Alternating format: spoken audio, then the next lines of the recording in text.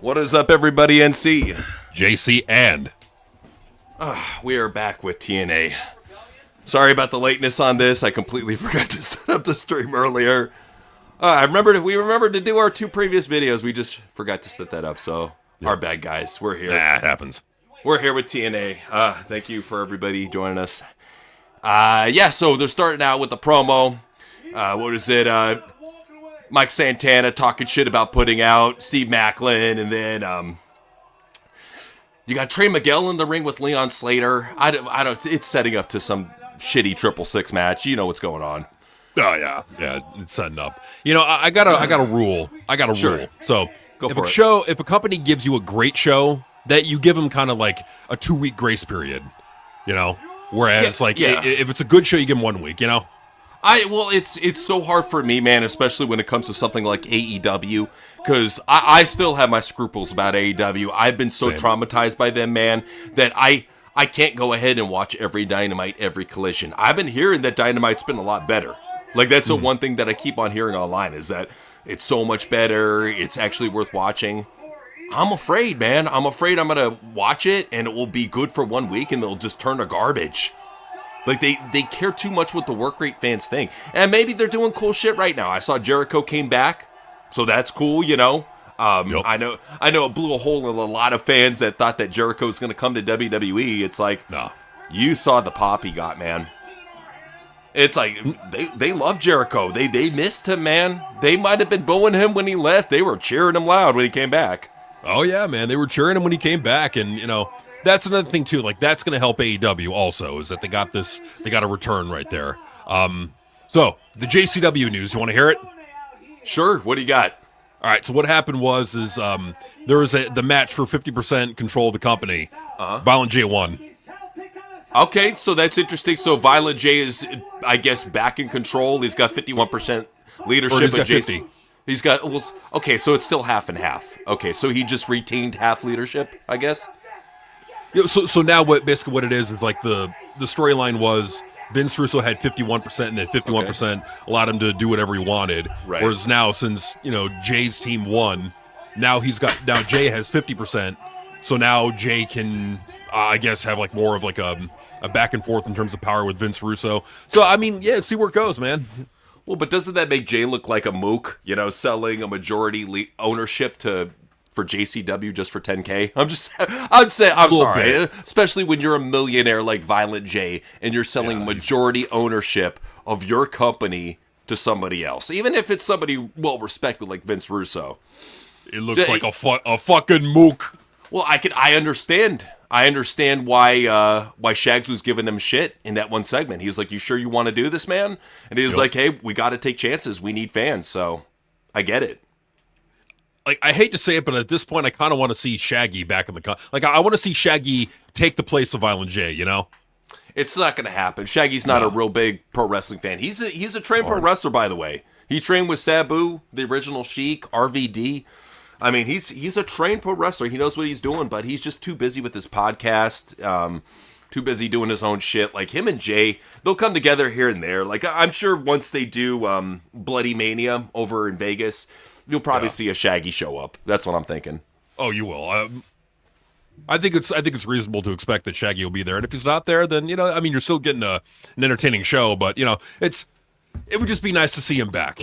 Because I think Shaggy's very entertaining.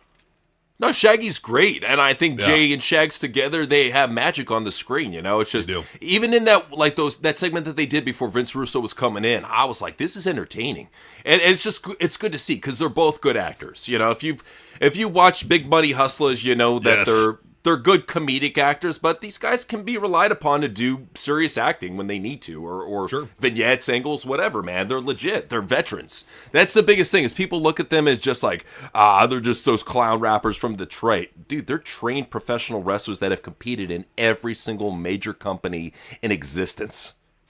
Every single major company in existence that has ever made money and has ever had a TV deal, has ever got the attention of the people, they competed for them. Yeah, I mean, like, people don't know that not only did they wrestle in ECW, not only did they wrestle in WCW, not only did they wrestle in TNA, but they were a part of a pretty well-known faction at the time during in the Attitude Era. called the Oddities. Like they had a faction for them on TV. Had their own theme song for it. Yeah. Come to the big show, and they had like this little faction. They had Earthquake wearing a Gimp mask, and he came out with a Cartman doll, which is that was funny as shit. Then they had Kurgan and some goofy role where he wore like nerd pants. It's like they had cool shit going on. It was fun. They had Luna Vachon in there too. It was a fun stable, man. And they had a very dapper manager.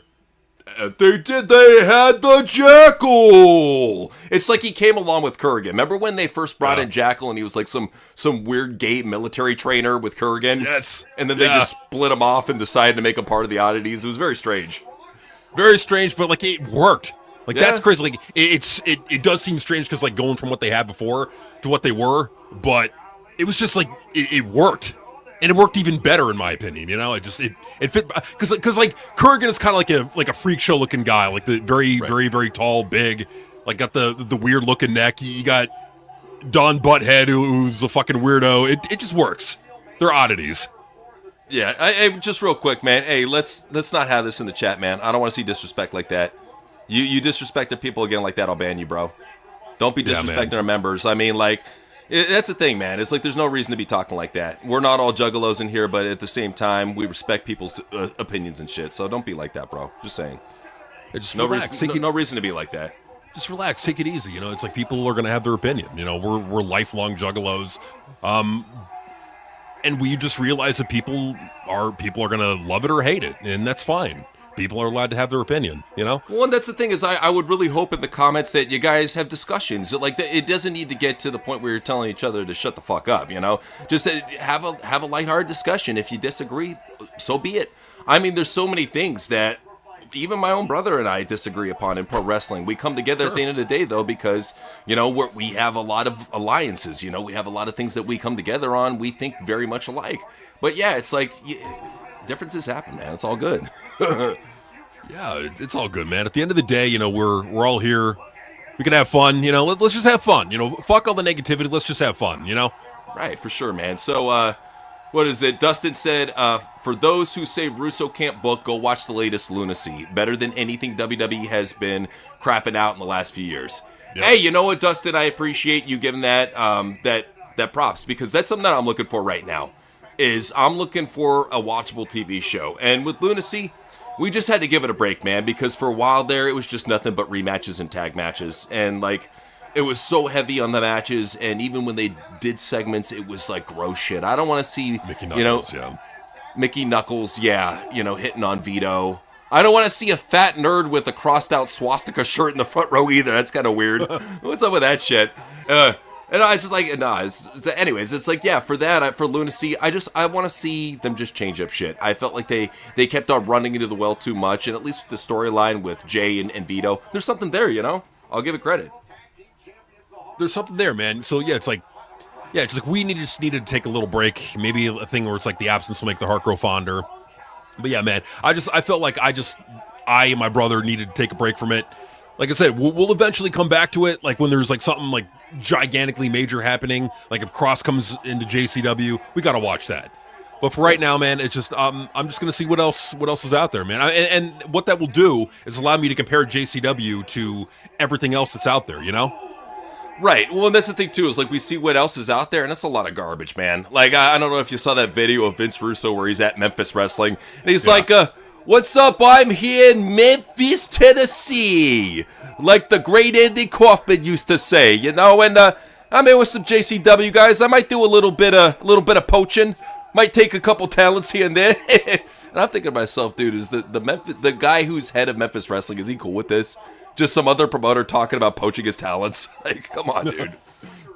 I mean, you couldn't. I mean, maybe he was cool with it. Maybe they got a deal on the down low. It's like, okay, you can poach your talents, but maybe we're gonna have a working relationship. Who knows? But yeah, man.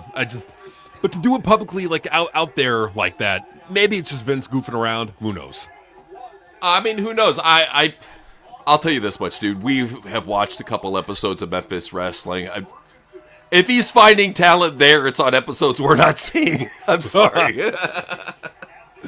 There's one chick that isn't bad. Was it like Nikki XS or something like that? Some fucking weird name. Got like the goofy 1980s style makeup on. She's a good promo in the ring. She sucks in the ring, but she's the one though. She's the one with the big fat butt, hangs out with the soda guys, right? No. She's the one thin chick, dark hair, okay. 1980s style glam makeup. She looks like a character from the 1980s. Okay. Pretty good, like a cute chick, pretty good promo. I'm cool with her being in, if JCW wants to bring her in, if you want another over-the-top character from the indies, that's another option. She's good on the mic. Okay. Why not, Well, that's the thing, too, is here at the show, we are always looking for the type of people that these companies can bring in to make them better. We're always looking out for people who are the future. And that's the good thing I can tell you about the indies right now is there's a lot of people that get that on the indies right now, that you have to be a fully dimensional wrestler. You can't be a Johnny Gargano. You have to have a character. You have to be able to cut promos. You have to put in the hustle. You have to market yourself. And the more wrestlers that get this, the better. And it's nice to see guys like Richard Holiday, Ben Bishop, they get this shit. All the guys that used to work for WWE, Cross, Riddle, they get it. They know that once you get on the indies, you go into a different mode. You have to market yourself or else you're not going to get booked. That's how it is. It's true, man. And, we're watching TNA and we're going to see somebody on the show that recently left, and Danny Luna. That's an example of a chick who's good in the ring and not much else, And that's the problem is that, they're not losing much by losing Luna. Well, it's another Gail Kim hire. It's somebody who's great at doing the in-ring work rate shit. But as you saw from that promo last week, she had the worst promo on all of TNA. She had the worst promo. And people were giving me shit for saying that she has a weird look. Bro, yeah, she has a pretty face, but her body looks like Rhino. Prove me wrong. It's it's weird. It's like there's no curves. It's all she just looks bloated and curveless. Well, she looks like bread baking. She's got a Mewtwo body. Well, the lack of boobs, the big arms, the big back, that giant rhino thighs, and the weird flat wide butt. It's not appeasing. And I feel with the type of outfit that she's wearing, she shows off too much. I think she should cover up more. Just me personally. No, she should. And then there's another chick that I see a lot of TNA marks clamoring to bring in. Oh, bring in Gabby Forza. Oh, my God. The wife of Bear Bronson. If you see this bitch, you're like, nah. She makes Danny Luna look hot. Dude, she looks like Bailey Humphries with missing teeth. I'm like, no, we don't need more chick. Oh, if they had their way, these motherfuckers would be bringing in that Gabby chick. Remember the Gabby chick who fucking looked like the chick from Rocky IV? They'd be bringing her in, and they'd be bringing Jazzy Gabbert. Jazzy Gabbert, thank you. And Bozilla. Have you seen Bozilla? They'd be bringing bitch in too. Yes, I have. And if they bring it in, I'm gonna have to go away from TNA. Please don't. Just please don't. No, don't bring in the fucking ugly bitches. You're on a roll with these hot bitches you're bringing in. Don't be bringing in Gabby Forza or fucking Bozilla or any of these ugly bitches. Look for the hot bitches. There's a ton on the indies. You'll find them. I promise you. Dude, they're everywhere. They're literally in every company, in every little fucking indie. You'll find these fucking no-names that you're like, whoa, who the hell is this? They're everywhere, dude. They're in every company out there. Yeah, and they may not have the work rate. That's what developmental is for. Sure. That's what dark matches are for. That's what pre-matches are for. Exactly. That's what they're for, man. And the work rate. I feel like a lot of fans are just tired of the work rate. You have that small vocal minority of fans that say the matches are the only thing that matters. And these idiots don't realize that if they get their way exclusively, it will kill the fucking industry. It'll become so super fucking niche that these companies won't have TV deals. This is the problem. That there's a lot of fucking idiots out there who think they're smart. They think they're smart, but because they're real wrestling fans and they know all the particulars that's going on in these companies. Meanwhile, if they got their way, if they got what they wanted, these companies would go under. Pseudo-intellectual leftists are the fucking worst. They hate them. Dominate the IWC like a fucking plague. You all think you're smart and you all listen to Larry Fink as your fucking god. BlackRock is your Jesus. You fucking pieces of shit. You have no original opinions. You don't dare challenge the status quo. You want so badly to fit in. Fucking baby brain losers. Can't stand them. Hate them. And here we have, think about how bad TNA is. I like TNA, but what the fuck are you doing putting Eddie Edwards up next for the World Championship against Mike Santana? What the fuck? Like, why? Who wants that? Honestly, what this is like it's filler to me. Like, I think what it is just filler. They're probably going to keep the title on Mike Santana, and then when what's his name? When Steve Maclin's able to come back, he'll be put right into the main. I hope so. I mean, it's just like, he's going to at the very least need like 30 days off for that concussion because he got his bell rung hard. So, he's going to need some time off. Hopefully he's good to go by that point. But Maclin is great, man. I really, if anything, this gives Santana another month or two to run with the belt. I think they should pull the trigger and put it on Maclin, though. What are they doing showing Roxanne on here? This is weird. What the hell? Back in Impact, back when TNA had like 5 people in attendance. Good. Like, this is what it used to be. Was she 17? Was she 17 at the time? Holy shit. Had to have been. She would have had to have been. Jesus. This is like literally, she literally just came out of Booker T school. This is crazy. Yeah. This was the dark times for Impact, or Shit-Packed as we called it. Shit-Packed. Shit-Packed. Wow. So they're showing, we have all the people that WWE used to have, but they went on to greener pastures. Yeah, one's on Raw, the other one is barely on Ring of Honor. Poor Deanna. Yeah, I'm looking at Deanna Pizza Dough here, and why is she wearing some Havoc mask? She's still fat as shit. Got her tights hiked up to her nipples. It's okay for like old fat dudes to do, but when you're a chick, it just looks weird, man. I'm just saying. It looks weird. Well, and the thing, and she was thinner back then. Yeah. She's at least like 30 pounds heavier now. This is like right when she got out of NXT. She got fired by NXT and they signed her up and made her into some like technical wrestling god. Gail Kim, mind you, pushed her to the top of the company, and that's why we had these garbage fucking Ring of Honor PWG indie shows that you had back in 2019. Look how bad this turnout is. Jeez. This is what it used to be. This is what Gail Kim wants. Yep. Gail Kim wants this back. The Knockouts division is so bad. It was so better when I was around, and I had trannies beating up women. Yeah, and not calling out the boss for having a relationship with one of the talents. Oh, no, can't do that. Oh, so because she's trans, you can't say anything or else you're a transphobe. Oh, fuck that. He's a gay man. You can't say anything to him for fucking his coworkers. Yeah, he's allowed to do it. Yeah, or else you'd be a bigot and you can't say anything about it. Or because you'd be the asshole if you called that out. Now you could call. Now if that were to happen in any other company, it's an HR problem. Absolutely. Yeah, it's a situation where that guy would be blackballed from pro wrestling. The only thing that is saving Scott D'Amore right now is the fact that he's a proud member of the LGBTQ Alliance, and they dare not cross anybody because they don't want to be canceled that follows that flag. That's what it's all identity politics that's going on right now. That's the only reason why they're not calling him out on his shit. And because he's a mark too, so. And then you look at the shit that he's serving up for MLP. I watched the last show, or tried to. Good God. Dude, it was so fucking boring. It literally looked like a fucking old school Impact taping, the way the arena was shaped. So that was all Scott D'Amore. Like those shitty fucking layouts that they had before, that was Scott D'Amore. That was not just the TNA production team. No. That was Scott's choice. He chose for it to look that way, and it looks awful. It looks worse than Ring of Honor. It looked like shit. He even stole TNA's color theme, their old color theme of red dominating everything, and just was like, oh, it's a maple leaf. No, it's like, bro, you literally stole old Impact. And like, you watch these shows, it looks like old Impact with just a new logo in the ring. It's very indistinguishable.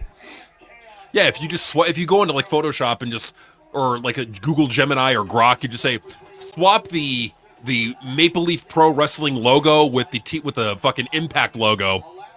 It would look identical. You wouldn't be able to tell the difference. It's honestly the same fucking thing. And you have so many idiots online saying, this was a banger show, guys. TNA fucked up. They killed themselves by firing Scott D'Amore. And I'm like, you fucking idiot. What are you talking about? Well, and that's the most frustrating thing is whenever you bring that up, nobody can really refute you on that. Like, not a single mother, they'll call you a homophobe, they'll call you a bigot, but they won't try to basically refute the good point that you made. That he was banging his coworker and giving him a push. Even a champion. I want to say Giselle's a champion right now in MLP. That's bullshit, That's stupid. It's a conflict of interest. It needs to be called out. And that's what's so frustrating is that we're not allowed to call it out because he's a gay man and Giselle's a trans. That's bullshit. I'm sorry. If we're going to hold people up to standards, no. It don't matter what sexual orientation you are. If you're fucking your coworkers, you're gone. You're done. You're blacklisted. No guardrails for people that are part of LGBTQ. Fuck that shit. Fuck that shit. There shouldn't be. You can't have these guardrails. You gotta have standards that applies to everybody, or else you're gonna have fucking chaos. You're gonna have wrestlers saying, "What the fuck? Why is she able to do that and I'm not? Why is he able to do that and I'm not?" Like this is the problem, man. Like this is why you don't let the veteran wrestlers book the shows, because you're gonna get shit like this. You will. Absolutely. Yeah, it's sad, man. Trent High said, how would Cornette book JCW? What he would probably do is I could see him doing some sort of fucking bullshit invasion angle where he takes like all the shitty, fat, frumpy fucking throwback pieces of garbage from OVW and Memphis Wrestling, has them dominate JCW in an invasion angle, and then changes like JCW to Jim Cornette Wrestling. I could see that happening. Jim Cornette Wrestling, oh god. It would all be just a bunch of fat, hairy guys in bull rope matches. Every match you see, yeah. That's what I'm saying. He would steal, like, the most fat, worthless jobbers from... Like, I guarantee, who would be the world champion? Trevor Murdoch. Trevor Murdoch. God, he's got the... Trevor Murdoch's gonna be my world champion, the lunacy champion. And then if he could get them, trust me, FTR would be, like, the reigning tag team champions for, like, 20 years straight. Just 20 years. 20 years later, they're in their 60s. Their hips are hurting them, but they're still the fucking tag team champions. Still doesn't beating matter. Every tag team. Yeah, it doesn't matter if there's this young upstart tag team. Nah, squash them. Squash them. Okay, so now King Marcus, we did get your last. It was part 2 on Bad Kid Shows. Part 2 on Bad Kid Shows. Was that a top 10 sucks that we were planning to do? Just refresh us on that, King. You don't have to pay. I think it was an impression, and like we were doing one of them. I think it was like maybe a part 2. Yeah, man. If you could just like go ahead and post it in the chat. Yeah, we'll get you. We can do it. Yeah. Yeah, absolutely. No, you just go ahead and post in the chat. Just let us know what we missed out. We'll go ahead and get it for you. Yeah. I thought we got your last, but we might have missed it. So I believe you. So yeah, just whenever you get that up. Joey was saying, still hilarious that Scott D'Amore and Giselle had a pajama party with Josh Alexander. What the hell? These wrestlers are fucking weirdos, man. I remember reading about John Silver wanting to have like sleepover parties with pro wrestlers. What is stunted children, man? I swear. They're stunted children. They're crazy. Like, what is wrong with them? Like, what? Like it's like. I genuinely believe. I genuinely, legitimately, as a shoot, believe that Josh Alexander fucked Giselle Shaw. I'll say it right here. I'll say it. I think that those two guys fucked. I'll say it. And you had Scotty Moore jerking off in the corner. Sorry for the visual, but that's what I think happened. That's the thing too. It's like you always hear that rumor about Thailand and what they have when you go over there. It's not just kickboxing, and then you see that Scott D'Amore definitely took a couple trips to Thailand. Found himself a bride while he was over there too. Yeah. I mean, you know what? If that's what makes him happy, then you know what? Live your life, Scott. Live your big, fat, gay, boring, indie smart life. Live your life. And we ain't hating. That's the thing is, I ain't hate. Like, if he's happy with Giselle, the more power to them. I hope they have a happy, healthy, successful relationship for the rest of their lives. At the same time, though, it's a conflict of interest because as the president of a company, you cannot be fucking one of your employees, especially a wrestler who is a champion. It's a conflict of interest, and it's unprofessional. At the very least, it should be a situation where Giselle is working in other companies. If she's working in other companies and being a champion, I don't have a problem with it. But when it's in her husband's or her lover's company, yeah, we're going to fucking say something. It's weird. No, you're not allowed to say anything because... Giselle Shaw is an oppressed victim of LGBTQ hate. No. Giselle Shaw's a fucking nepotism favorable hire. That's what It is. That's what Giselle Shaw is. Giselle Shaw fucking sucks. And she's ripping off everyone else's fucking entrances too. Tessa's entrance, doing the fucking tidal wave. I forgot who didn't. Chelsea Green, the whisper thingy. She was doing that that's too. That's what that's from. That's what that's from. Yep. They all rip off each other, man. Bunch of unoriginal bitches. Even the gear that she wears is like Chelsea gear. It's weird. Yeah. All right, got Daria coming in with her shoulder pads and her fucking butt riding skirt. Like this is for a lesbian. Good, For a lesbian, she dresses very hoey. I just gotta say. Well, I mean, I'm not complaining. But as a lesbian, she's attractive. Like she's eye candy. I'll just go ahead and say it. She's eye candy with the big nose, but she's eye candy. You know what she is? She's like, you know how in real life you see the most just ugly as fucking dog shit looking bull dykes? They look like Chet from Weird Science when he transformed. You know, like these just disgusting, ugly fucking fat bitches. And then in porn, you see these fucking hot chicks that look like fucking supermodels, that look like actresses, and they're getting down. That's what she is. She's like the porn shit came to real life, but in pro wrestling. She's lesbian porn hot. It's good. Hey, she knows. It's a good thing. She got with Mandy. She knows. Hey, you know, so I'm glad you're having a good time over in San Fran. There you go. Some great games, man. Hope you have a good time. Fuck yeah, dude. I'm glad you're able to, stop by and chat with us. Yeah. Yeah. For sure. So King Marcus was saying, just to add on, modern baby kids shows are way overstimulating. They intentionally designed these shows to be too bright and fast-paced, screwing up the baby's child brain development, depth focus, etc. True. I think we started talking on this and we got sidetracked. So our bad, baby. We got ADD. We do this shit. But no. Sorry. So let's go ahead and dive in on this. So this is something we see too. Like with a lot of these shows, Coco Melon, even SpongeBob, a lot of the newer shows that are coming out, they jam fuck you with auditorial and visual stimulation to the point that it's overload, man. And it's so overloading that it makes you forget about the fact that there's bad writing, that there's, agendas being shoved down your throat, that there's bad character development, that there's just shit that kids shouldn't be learning about. The biggest thing is the LGBTQ shit. Save that shit for their teens, man. Young children do not need to be learning about sexual and genders and shit. I think it's weird, man. It's weird. So, I think it fucks up their development, man, straight up. It does fuck up their development. No, they should be learning fucking reading, writing, arithmetic, science, social skills, all that good stuff. But no, they fucking flood you with propaganda. I'm like, no, that's not what school's for. School's for making friends and learning, how to, use your brain, learning shit that's going to be valuable to you. Like math is valuable. Fucking literacy, being able to read and write is valuable. Like these are the things that actually matter more than fucking these weird LGBTQ values that they want to teach. Well, teach that shit in college. You want to teach it there, teach it there. Well, remember, teach it to kids. Remember back in the day that we used to have these kids get together and they would form teams and they would discuss creative ideas and they would, actually work on teamwork with each other. Now what they do in school, what they do is they just put a tablet or a laptop in front of them and ask them to do an assignment on an online portal. There's no cohesion, and it's led to these kids. They're having a lack of social skills. They're getting awkward when they get older, and they're going and harassing wrestlers and doing weird shit online. I think when you have a generation that's not properly socially coached on how to be a normal person, they live in delusion. That's why the modern wrestling fans, they get crazy with each year that passes. I think that's honestly why. Yeah, man. Well, and the thing too with a lot of it is that social skills are learned.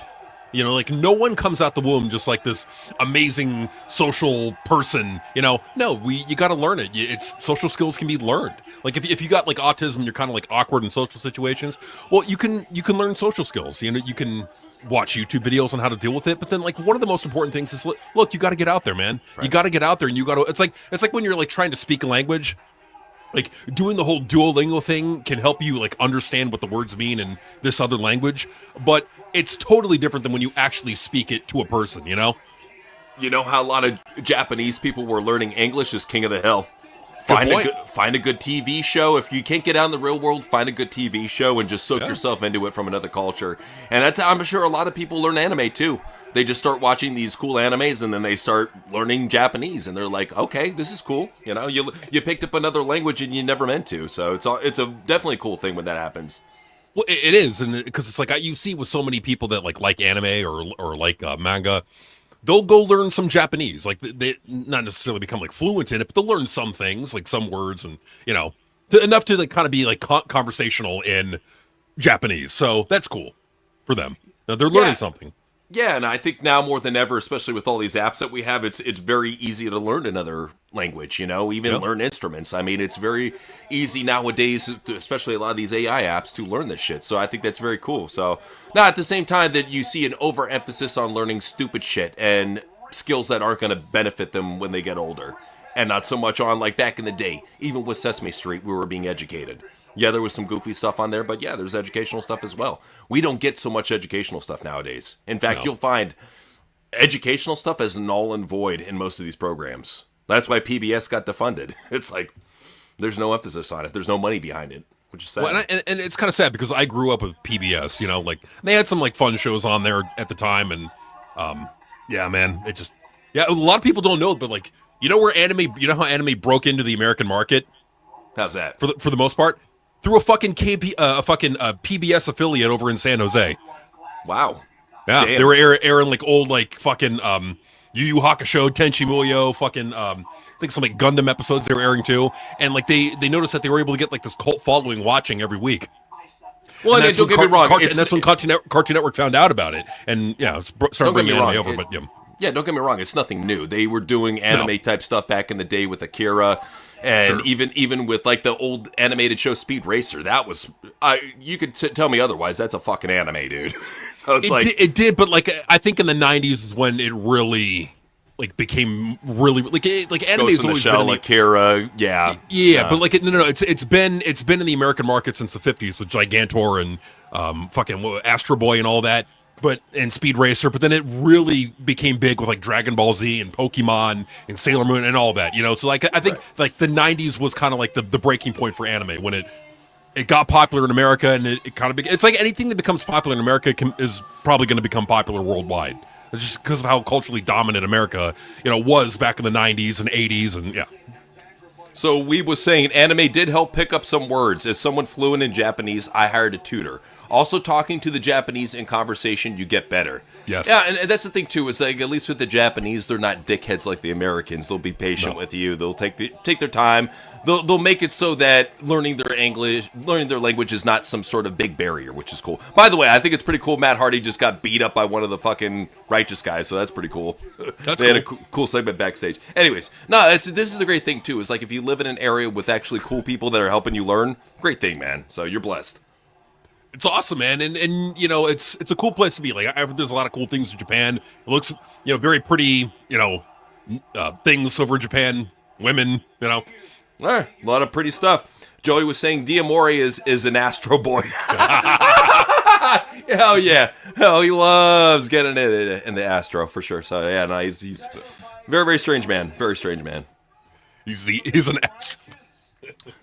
Oh, Giselle Shaw. Yeah, get your rocket launch ready. Yeah, I'm bending over. It is ready for you, Daddy. Bend over and take it.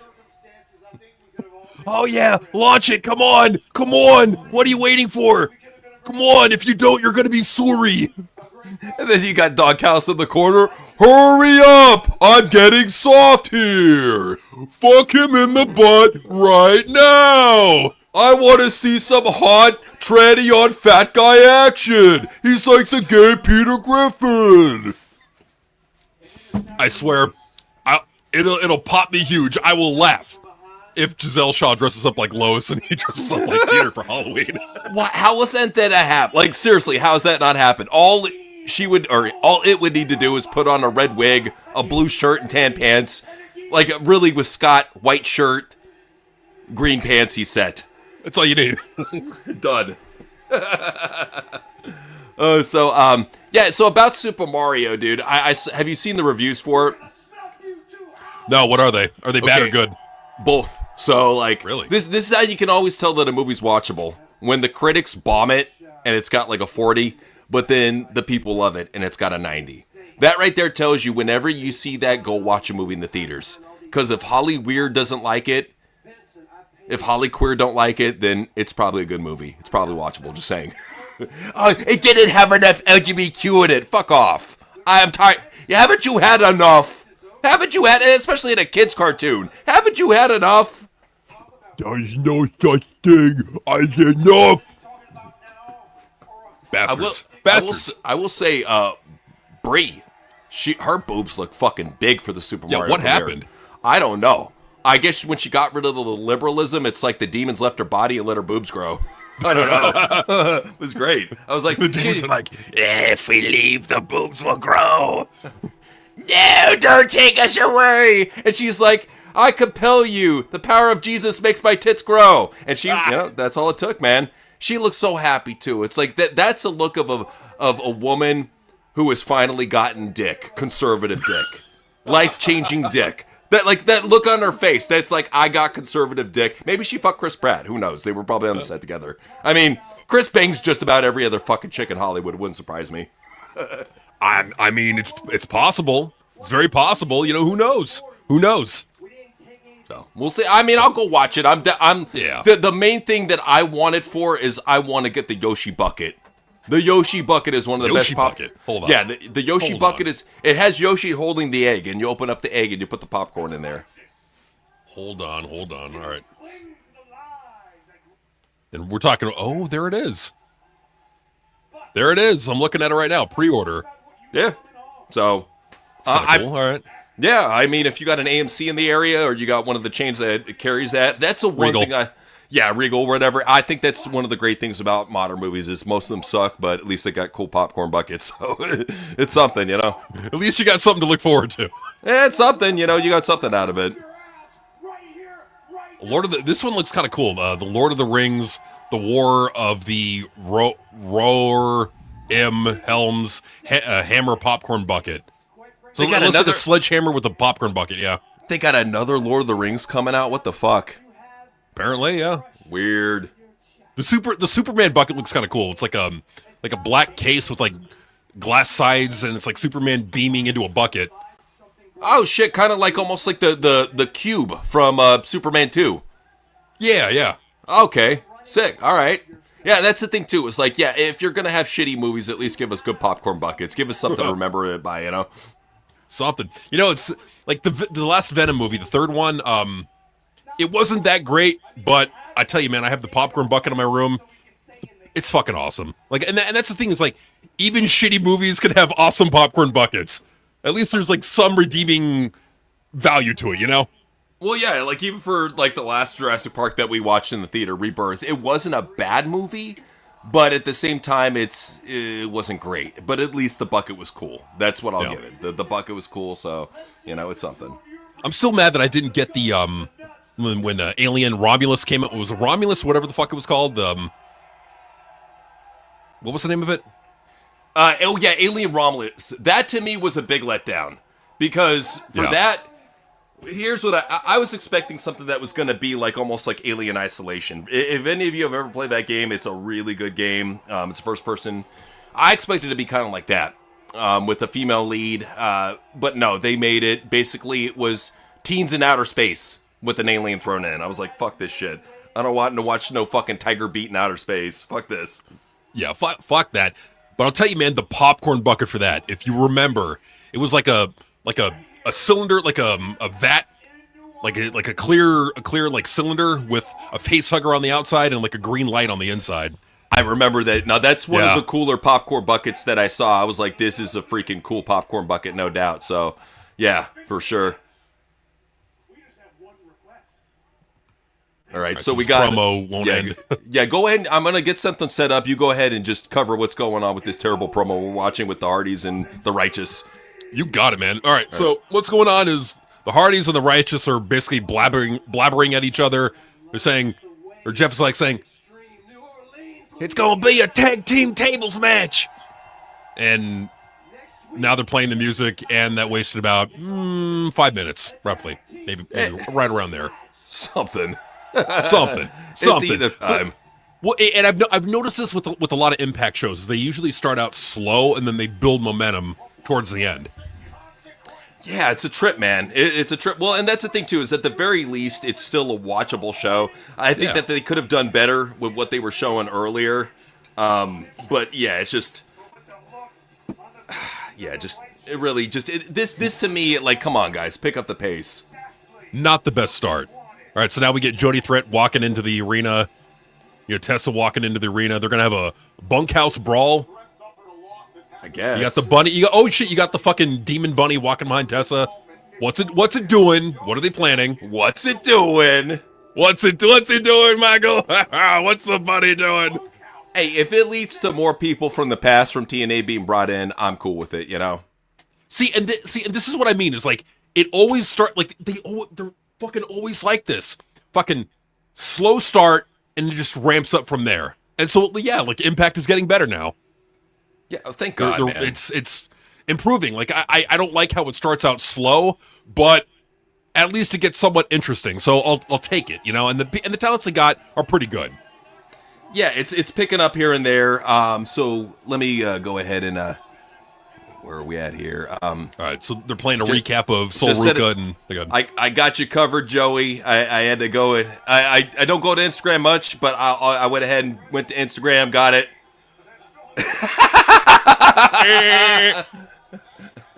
Oh, Peter. You're my Chinese Lois. Thailand Lois, yeah. You're my ladyboy Lois. Fucking, hey, for all the people talking shit about AI, bro, you need to suck a dick. This shit is funny. I love it. Dude, I love this. Bro, we got to show this on the news. We got to show it on the news. Bro, I sent It's it to my newsworthy. email. I will put it on the news. Bro, I cannot wait to talk about it on the news for our fans. Bro, It's going to be awesome, bro. So they're showing, just some recap. It says TNA celebrates Women History Month, and they showed, like, now 3 different recaps of Jordan Grace. That's not the person you should be recapping. No. It's Women's History Month. Why are you showing Jordan Grace? What are we doing? Yeah, seriously, why are you showing a dude? It's kind of fucked up. So, Yeah. This, I just had to check on this shit, Mike. Yes. So I liked it. I was looking forward to my ex. I found it. So he said, "You hear about Brock being named again in the Janelle case? I'm sick of her. You think he'll be taken off TV again after Mania, or will TKO disregard?" Well, that's my whole issue about, like, for those that are, like, excited about Vince coming back to the company, he's too much of a PR nightmare. If he does, it's going to be in the shadows. So here's what BJ Bethel was saying. So from Janelle Grant's declaration, we'll cover this in the news too. So from Janelle Grant's declaration filing in support to her opposition through the arbitration motion, she alleges, number 1, Brad Blum and Nick Khan were aware of her relationship with Vince. Blum figured it out while Khan was told by Vince. Number 2, Grant says early into her being forced to meet with Laurinaitis for sex, she attempted suicide. She told McMahon, who brushed her off and told her not to be late for a meeting with Laurinaitis. Says she was forced into sexual contact with multiple WWE talents by Vince. No names, of course. Right. Number 4, says she was once beaten, had her hair torn out, and suffered a violent sexual act by Vince in preparation for a meeting with Lesnar. Number 5, Grant says it was inferred to her by McMahon that WWE General Counsel Brad Nurse was fired for asking Blum and McMahon about the relationship. Number 6, Grant described several alleged rapes and the injuries she suffered from McMahon and Laurinaitis, which often led to her blacking out. She said she blacked out on the first time McMahon forced himself on her. I would say if this kept on happening, why were you succumbing yourself to it? Why'd you keep on working for why would anybody keep on working for a company for somebody that was violently beating the shit out of them? What does the matter with you? Why wouldn't you go to the cops? Right. You know, that's the thing. Is like, she could have gone to the cops this whole time, but she was probably liked the money and liked all the perks that came with dating Vince. So, and that's even assuming this happened, you know? Yeah, well, that's the thing too, is like, I think that this right here is a last minute sympathy plea. Yeah. She's doing all she can to really get people to be like, yo, he's such an asshole. He's such a piece of shit. That's what I think she's really trying to do right now, is she's really trying to make it into a situation where Vince should be blackballed, which sucks, because I think, honestly, my honest opinion, I think Vince did some dirty shit, but at the same time, I think that there's dirt on both sides. I think there's lying on both sides. And I don't think she's completely truthful. No, I think there's lying on both sides for sure. All right, so the bunkhouse match is getting underway. We got Tessa Blanchard walking out to the ring. Nice. Hey, jeans on a cutoff shirt. I offered for her to come. When I told her that Bunny is going to be on just about every new TNA, she went into a 5-minute rant about that stupid fucking bitch Bunny and how she stuffs Oreos up her snatch, and I guess the Oreo money dried up and now she has to go back to wrestling. So, hey, you know what? Bring her back. You know, if the Oreo money is drying up, come on back. Right. We'll take you. We'll take you back. Well, I gotta say, Tessa looks like a badass bitch right now. She's coming out in blue jeans. She's got a bull rope. A Magnum TA shirt. Okay. Oh yeah, because that's her stepdad. Yeah. So yeah, it is. But yeah, I would trust me. We wanted that to happen, but yeah, she is sworn off from TNA since Bunny's involved. So that's what's going on there. Oh, come on, Truly. Yeah. Come on. We was saying, JC, you're clearly a Japan and anime FK and poser. Oh yeah, Big Paw, Sailor Moon, and Dragon Ball. That's all you know, homie. Hair up and square up. Well, but you gotta understand that JC, he has a good knowledge of anime, but that's the thing about you, Weeb. You even call yourself the Butthole Weeb. You are a living encyclopedia of anime. What you have is something that not many human beings have. Nonetheless, Gaijin. You are and it's like you're not a poser, by the way. No. What I'm saying, man, is that back what broke through big in America, in the American market in the late 90s was Dragon Ball Z and Pokemon. Those two things became fucking huge. I think Dragon Ball in the late, it was 2000 or 99, became the number one viewed show on the network. And then Pokemon was a huge craze in America. You know, that's what I'm saying, is that because it became big in America, it became big worldwide. Kind of like with the Beatles. If the Beatles had just stayed in the UK and not gotten over and not become popular in the American market, they wouldn't have become the international phenomenon that they became. You know, love them or hate them, that's what the Beatles are. You know, they're huge. They're a huge international phenomenon, and that's because of the American market. You know, or at least that's my theory on it, and I think my theory is pretty valid. You know. No, you got a good valid theory. I just feel a lot of props has to be given to the early anime too, Ghost in the Shell, Ninja Scroll, Akira. I mean, Gundam Wing, Neon Genesis Evangelion. Yeah, absolutely, and that's just where I stand. Don't get me wrong, Dragon Ball and Pokemon fucking blew it open for everybody. Sure. And even all those other ones that came on after that, Digimon, fucking Yu-Gi-Oh, and all that other shit. Yeah, it really helped, man. So no, it's I just want to say there's levels. Weeb is sure, fucking Genesis Sensei level of fucking anime knowledge, you know, floating on top of a mountain in fucking meditation form, you know, levitating. Yeah, seriously. Come to me, Sensei. I will impart you my anime knowledge. It's you ever hear about when people go into deep meditation trances and they see the yes. What is it, the praying mantis shaman? Yes, that's who he is. He's the praying mantis shaman. Like transcendental meditation. You're levitating in the air with your feet crossed. You know. Yes. Good shit. Area 88 was an underrated anime. Okay, especially if it's about aliens, I'm down, dude. I'm down for that. So I'll have to check that out. And Area 88. No, Brandon, that's the thing, is it had nothing to do with, you're beating this to death, Brandon. We already covered it, man. And you're just, you're making a big deal about it. To me, it's whatever. I got you. You are investing so much energy into this, and I'm just whatever. Okay. No, it's all good, man. No, it's all good, man. Yeah, I mean, they were cheering The Rock because, The Rock is fucking, he's The Rock. He's the biggest star in the business. If he were to come back now, it is undeniable he would be the biggest star in the business. No, but he's trying to make it a lack of intelligence. It has nothing to do with lack of intelligence. I simply just don't care about the point of view. It's so what? Okay, move on. Oh, got you. That's where I stand. It's it's such a non sequitur. Why even waste your energy on something like that? That's where I stand. Yeah, I get you. I hear you. Yeah, right on that. So, Joey said Delmore is into transcendental meditation. Joey, you're killing me today. Fire, man. Fire, bro. Fire. So McLovin was saying, do you guys believe that if you make a show and put it on Tubi that resembles Mad TV and old SNL, it can succeed and bring back television? The problem about...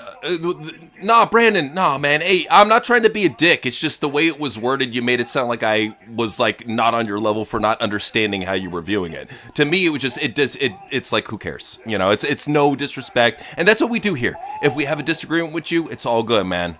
water under the bridge. No hatred, much love, So absolutely, man. Yeah, we're all here to have a good time and watch TNA, today. Yeah. So yeah, I mean, so far this bunkhouse brawl, it's entertaining. They're pulling out weapons and shit. Yeah, I like it for a Jody threat match. It's actually pretty good. So no, you got a good point, McLovin. The problem about it is that we're getting close to that, but I don't think we're there yet.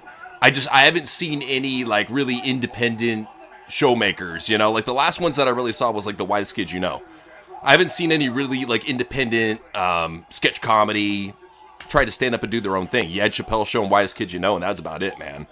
They gave up on Mad TV. They gave up on SNL. They gave up on like even sketch comedy like The State, Viva Variety, fucking Reno 911 that used to be on. You don't see that shit too often. I agree, man. If it came back under the right people with the right comedians, the right writing, and you don't DI it, you don't fucking kill it off, it could be great, man. I really think it could. It could. And I think what would happen is like it would probably be a show that gets popular on YouTube, and then Tubi then comes to them with a deal, like, hey, we pay you a certain amount for these episodes or something. I think that could happen. I think that's probably the most likely path to like a sketch comedy show getting big and going on Tubi would probably be that. My opinion on it. No, you're right. You're right. That's usually how it is get big on YouTube first and then go from there. Just start out low budget with your friends or whatever and then go from there and see if you can really make it viral. Tim and Eric, here's the thing, man. Tim and Eric, for me, when I first started watching it, I did not get it, man. It did not resonate with me. And then I started watching more of it, and I became a huge fan. And I really I just enjoy their unique style and sense of humor. Like, have you ever seen Tim and Eric's $1 Billion Movie? No, I haven't seen that. It's weird as shit, but it's funny. It's a good. It's like they take over this fucking piece of shit mall ran by Will Ferrell, and it's got wild wolves like running through the food court. It's got homeless people living there, and they put all this money into it to just basically revamp it. So yeah, I thought it was a decent movie. But yeah, Tim and Eric, they even help out on a lot of shit nowadays. A lot of projects nowadays on the download. They're more like producers and directors. So yeah, and I think they got some weird shit. So. No, they do. And I think that if this is ever going to become a thing again, I reach back to some of the old Mad TV actors, Deborah Wilson, Ari Spears, Michael McDonald. What's the name of the other one? Her name.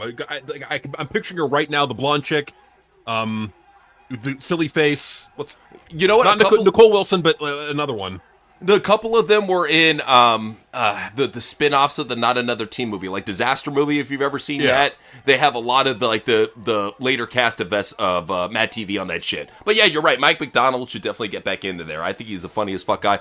Deborah Wilson, though, I think she went full SJW. I don't know if you've seen her lately, bro. She got the implants taken out. She shaved her head. Yeah. Ew. Fucking weird, so... Will Sasso, Mo Collins. There you go. Yeah, what happened? What the fuck happened to Will Sasso? That's another one, man. For sure. He's just doing Jesse Ventura impressions on the Fish Fillet podcast, but damn it. They're good. Okay, so Tran, I'm in this weird situation right now where I have my X set up on one laptop, not on my streaming laptop, so I'll have to check that later, man. I can get into Instagram, I just can't get in my fucking X DMs after they put in that new fucking X chat bullshit. So it's one of the things where I check my DMs probably a couple times a week, man. But if you hit me up on Instagram or you tag me on X, I could definitely get it right now. I just can't check my DMs right now, man. Sorry. Chapter 2 said, how much money did Tony throw at Y2J? Too much. I think he's still under deal. That's the thing. From everything I can understand, is that he was still under deal. And in fact... Tony's well known to freeze deals. If people get injured or they take sabbaticals, what he does, he just tacks more time onto their contract. So I'm thinking that's just what's up. Well, because I've been hearing that he signed an extension. So did he really? I think so. Yeah. Okay, if he signed an extension, cool. That's good. I mean, if anything, it's one of the things like Jericho. If he's gonna go out, at least in a company like AEW, has creative. Sure. Talent. He has the ability to say and do what he wants. He has power. He's not going to have that under Triple H. This is the same guy. People don't remember how much Triple H and Jericho used to snipe at each other. They do not like each other. No, and the money wouldn't be because TKO is cutting back on talent pay.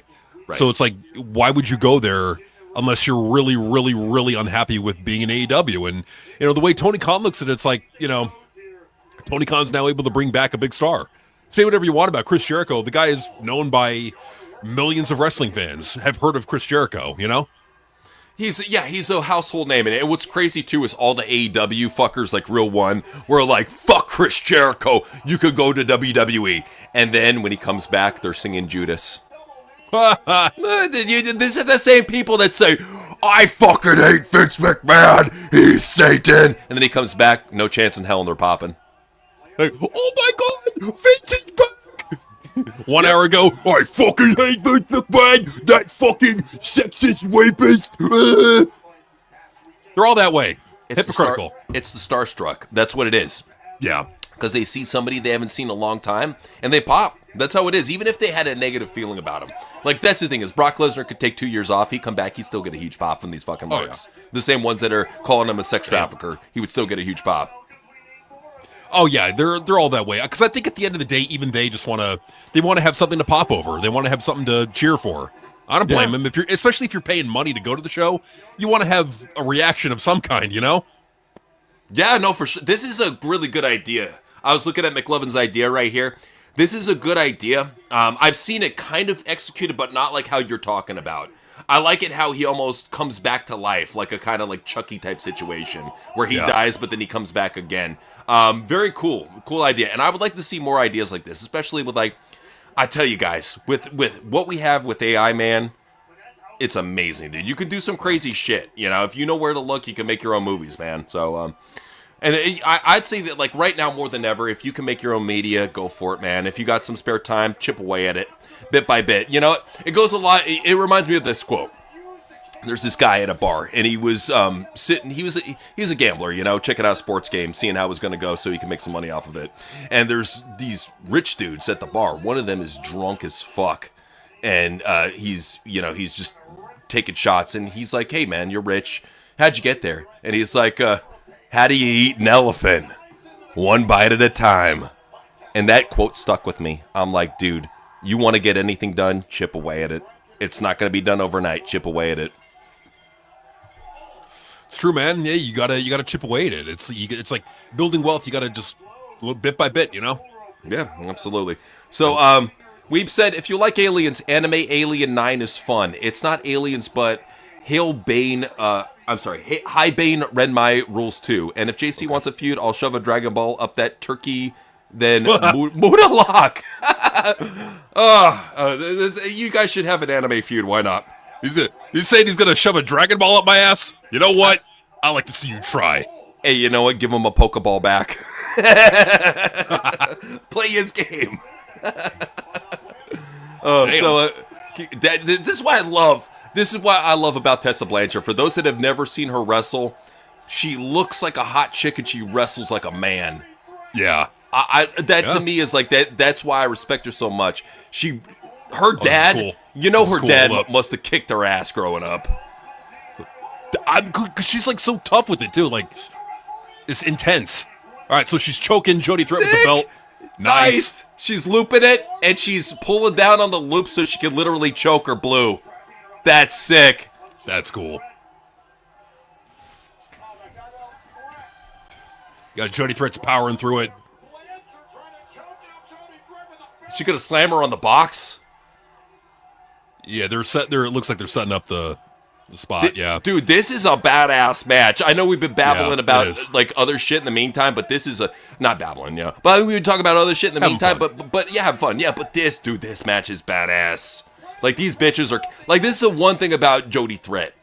She's a terrible promo, a bad actress, but she can go. I can never take that away from her. She can take a beating, Jody Threat. Yeah, you know, sick. This is cool. She's turning blue. Such a lovely color for you. Damn. Jody Threat is unconscious. Oh, that's sick. Shit. Literally, she turned blue, bro. Damn. That looked cool as shit. Jody looks out. I think she choked her unconscious. Bro, look how blue her face is. Dude. Holy crap. Like, I ain't joking when I said she was turning blue, bro. She turned blue. She went out. She's still alive? She fucking went out. Look at Tessa looking at the camera. What a badass bitch. God. This is the type of shit. Like, this is why we talk so good about Tessa. This bad bitch, man. Look at this monster, this killer. Good God. Like, this is why I like TNA. It's they'll give you, it's like, they'll start out the show kind of like, blah, and then they'll give you something towards the end to, like, pick you up. I gotta say, like, this to me is one of my favorite Tessa moments. Like, I love seeing her beat the shit out of Sami Callihan back in the day, but this was a whole nother, like, Jody's not a little girl. Jody's a big fucking powerful bitch, and Tessa made her little hoe. And they're showing it again of like her just like losing consciousness and turning blue. That is one of the sickest moments I've seen in modern pro wrestling. I'll give it credit, man. You won't see anything like that in WWE, especially with the women. Damn. Or I mean, maybe you'll see something like that in AEW, maybe, but it'll be so fucking goofy. It's like it won't look as good, you know? Tessa looked like awesome. She looked awesome, dude. I'm sorry. I'm just marking out over Tessa right here. She looked great, man. You should. It was entertaining. That match was awesome. Now we got a shitty Ryan Nemeth promo. They attacked my brother. They need to have Ryan Nemeth and fucking Brian Alvarez do a promo with each other. Yes. Oh, that'd be funny. Listen here, Buster Brown. So King Marcus believe these blokes? Does he really say blokes? Yes, I promise you. Yeah. Oh my God, you're not British, bro. Don't say bloody. Don't say blokes. Don't say mate. You're not British. Like, but I've sucked a dick in England. Every gay Mark has. So what? Yeah, what makes you special? So what? King Marcus said we were robbed of a cheeseburger Jericho run in WWE. Damn it! It would feed families, but mostly Jericho. And then the sad fact about it is he would probably eat cheeseburger. That would be the end of cheeseburger. It would just be like Jericho, like all Jabba style, putting him in between two buns with some ketchup and mustard and eating him. Not to put myself over too much. But if you go onto my Twitter account to the Chris Jericho return, I had to post it. I had to do it. I lost all impulse control. Good. Talk about Foodus. And that's the thing. I feel so bad, man, because Foodus is a great song, dude. It's a great song, but he's in the best shape he's been in a long time. It's like you want to roast him for being a fat, nasty bastard, but he's doing the bone broth fast. He's lifting. He looks great for an old dude. I think he looks better than Punk. I'm gonna be honest. Well, he does, and I wish I could be front row at an AEW show to scream at him, just give up! I can't! He Become a fat fuck again! Give up! I think that's what it is. I think it really, like, we roasted him so hard that it stuck with him, and he's just like, fuck, man, I can't go back to being Foodus. Well, dude, Deonna Purrazzo can, you know. This right here is why we talk so much shit about Gail Kim. Deonna Purrazzo and Jordynne Grace were the center focus of the women's division. But they were great in the ring, guys. They put on bangers. They suck at promos and they have muffin tops. Shut up. And they have no boobs. They're just two fucking roly-poly fat bitches going at it in the ring. And I'm like, no, fuck this shit. I want the wrestlers to look like athletes. And they have those librarian asses, you know, the fat, wide, curveless asses. It's like, I don't want to see this. Yeah, they got fucking, like, they got grandma asses and they're thinking they're all hot. I'm like, bitch, you're in your mid-20s, you got a grandma ass, you got no boobs, you got no personality, your promos suck, you're decent in the ring, I'll give you that. That's all I can give you. Yeah, well, that's the thing. It's like Jordynne and Deonna are both very good, safe in-ring wrestlers that don't hurt the opponent. Sure. At the same time, they're so full of themselves off of getting their dick sucked by all these IWC dorks that they think that they don't have to learn how to act or do promos. And as you can see right here, this shows you how bad the talent was. Now, granted, it was during COVID; they couldn't have crowds. But this is who you put in the ring with no crowds. This is what they're jerking off over. It's like, I don't get it. It's like what we saw like tonight from the women blows this out of the water. This sucks. This is just wrestling moves. Who cares? Well, that's the thing too. Is like Tessa and Jody, they made it look like a fight. This is just two bitches cosplaying like they're Owen Hart and Bret Hart at WrestleMania 10. I'm sorry, I've seen it done before. It doesn't look cool. I don't want to see a female Bret Hart. I'm sorry. I'd rather see a male Bret Hart. You know, just saying. Yeah, I mean, Bret Hart's turned into Meryl Streep as of late, but it's right. like, yeah, I don't want to see a female Bret Hart. What are we doing? Come on. Well, because that's the thing. Like, it's like, I'm not advocating for women not to wrestle like Bret Hart. I think wrestling like him is smart because he's snug, he's safe, he makes it look real. You know, kind of like Tessa. I've always said that Tessa reminds me a lot of Bret Hart because she gets it. You know, she comes from a dad who was a very good pro wrestler, knows what he's doing, and trained her how to wrestle right and make it look like a fight. She has a very stiff but safe style. Hold up. Okay, so Tessa sees the bunny. What's going on? All right, I got a commercial break. It said we'll be right back. Okay, here she is. The bunny is glitching in the background. The bloody bunny is looking at Tessa. Tessa's following the bunny. I'm just trying to think of the connection with Rosemary and Tessa, if there ever was one. I guess like the whole past sins thing. I think I don't know. All right. Yeah. I don't know. I love this, by the way. I think that this, whatever they're doing with this White Rabbit thing, it's working out. Keep on stretching it out and do it the right way. Make it work. Make it work, man. Don't fucking half-ass it. Make it good. Yeah, for sure, man. So we got AJ Francis coming out to the ring. Definitely not using this guy the right way. No. Like, here's a guy, he used to play football. He's a great rapper. He's a great promo. I mean, granted, he could maybe spend a little bit more time in the gym. But other than that, I think he looks all right. You know, you could still put him in a TNA main event, and he could be a top guy. I mean, at least he covers up his beer belly, you know. So there's that, you know. Yeah, he covers up the beer belly, whatever. I mean, and he's a good wrestler for a big guy. I think, especially a former football player, great fluid wrestler. Doesn't get enough shit. You know, he gets too much shit for being flop dollar. It's like, dude, you try being 6'6", 300 pound doing a flip to the outside. Not easy. Yeah, it's not easy. No. I mean, at least it's a good promo, so at least there's something there, you know? Well, that's what I'm saying. This is why I think TNA, they really did a great job signing AJ Francis, but they dropped the ball on utilizing him. He should be, honestly, one of TNA's top guys. He should be in the mix, in the top 5 of people who are competing for the TNA title. You don't have too many good mic workers that are self-promo machines like him. He puts out all his own videos, did all his own rap production back in the day. He was even showing it off on his timeline. He's like, I used to put this shit out on a weekly basis on SmackDown. You know, underappreciated. Yeah, absolutely. I mean, and that's the thing with the guy is that he's a good promo. He looks the part. I don't get the hate. Like I think too many people get so fucking hung up on they have to be this like they have to be like as good as AJ Styles in the ring or else they suck. And I'm like, come on, you can offer other things that are valuable like promos and personality, like LA Knight. You know, like AJ Styles is better in the ring than LA Knight, but LA Knight's a much better promo. Well, that's why there's styles in pro wrestling. Not everybody has to wrestle the same. And for a guy like that, he was being forced, probably by Triple H, to do high-flying shit when he should have just been a powerhouse. I'm sure at the core he wants to be a powerhouse, but like from here and there he'll do a high-flying move. I don't think that he wants to go out there and do high-flying dives and shit. I'm sure he'd rather just choke slam and powerbomb people, you know? Makes more sense. I mean, Kane and Undertaker did that for the longest time. Yeah. They didn't have to do fucking tope suicidas and planches and fucking all that lucha bullshit. No, they could just do their big man power moves and that was good enough. If Hometown Man beats him, I'm gonna have to go off on social media. I get having Hometown Man around if you need your own Brooklyn brawler, but don't ever have this guy beat anybody at all. Well, and that should be the thing with him. It's like, when is Hometown Man finally gonna win?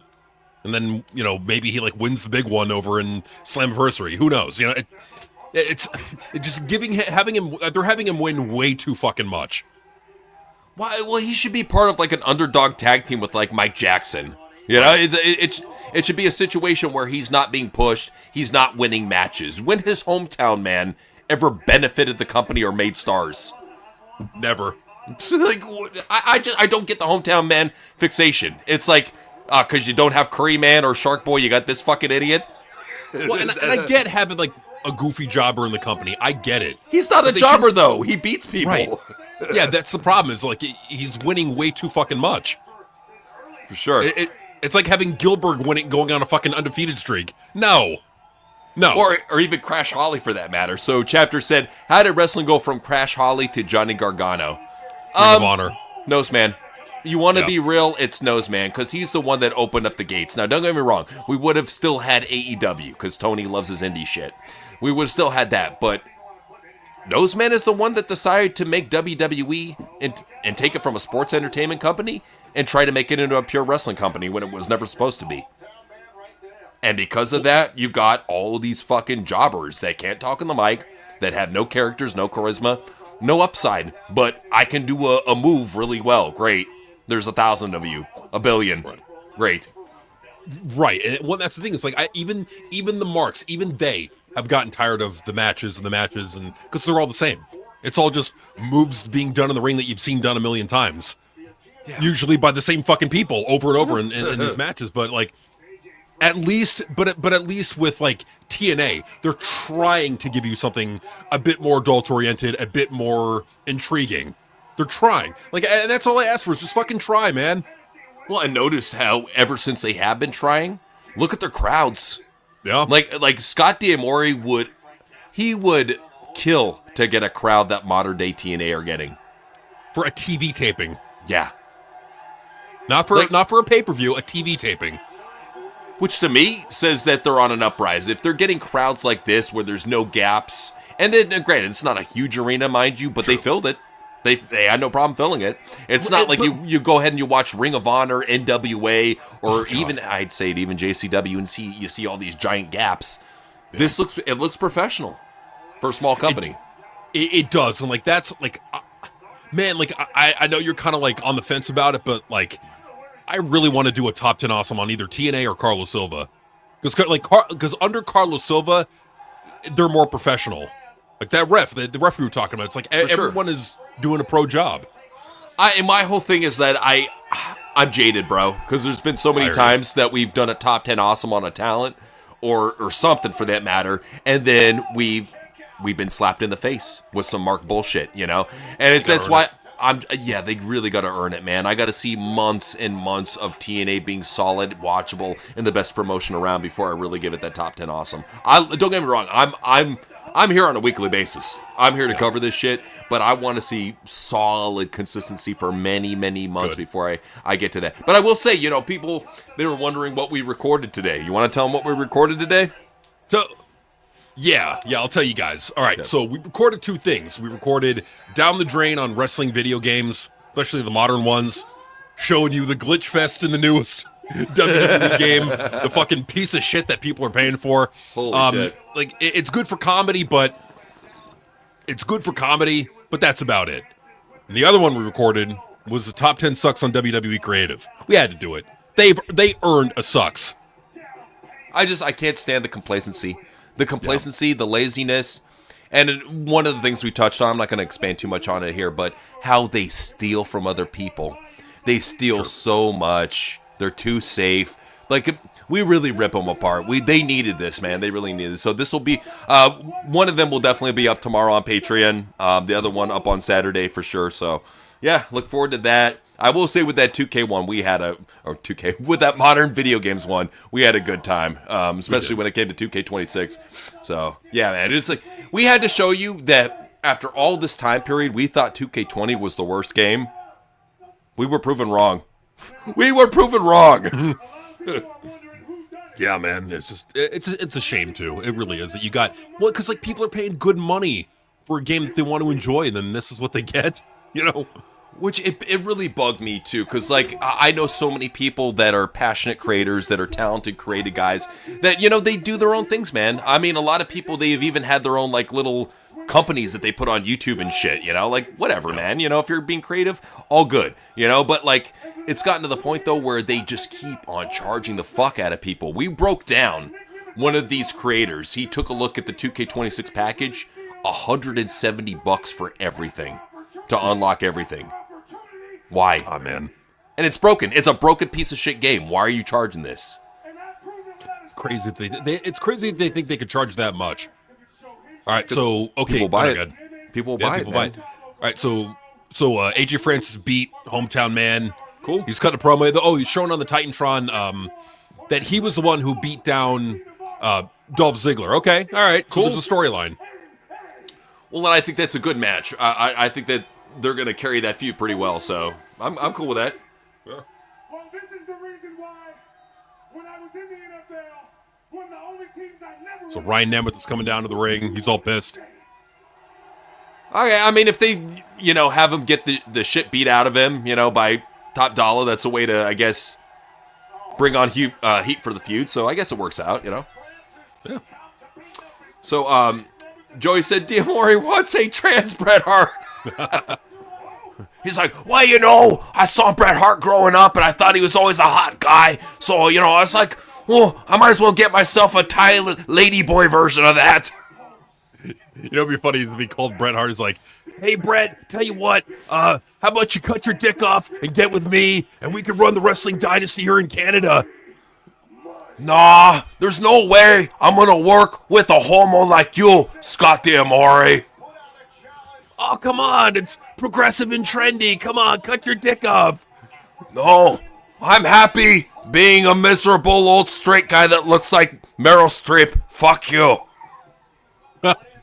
He's so miserable. I love it. It's great. Love it. Joey said TNA never got over in D'Amore's era because he's about TNP.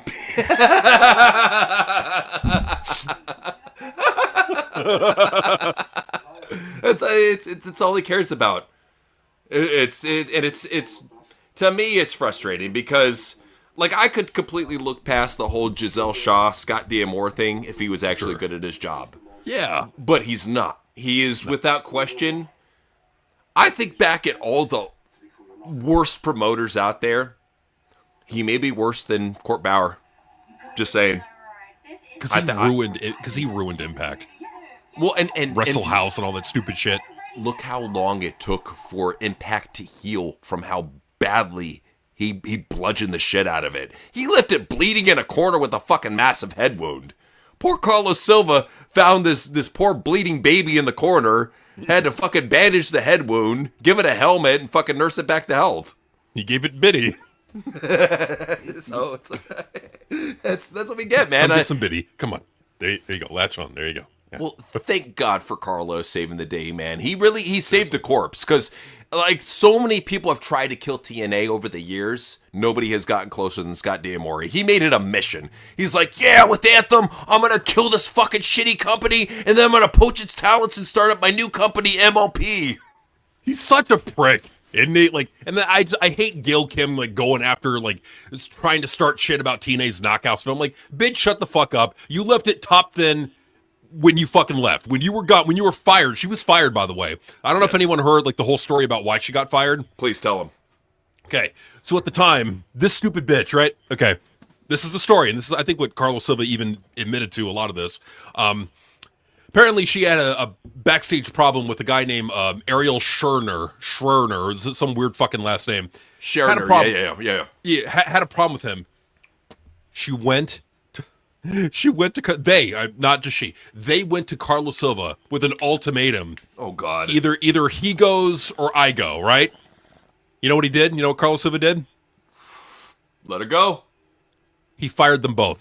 Good. Because the stupid bitch thought, well, I've got power. I could do whatever the fuck. I'm a veteran wrestler, therefore I have power. No. You have to fucking. You got to act like a pro, and she was not acting like a pro, in my opinion. So yeah.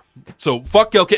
What company is she working for right now? None. Well, and notice, this is not the first time she's been unprofessional.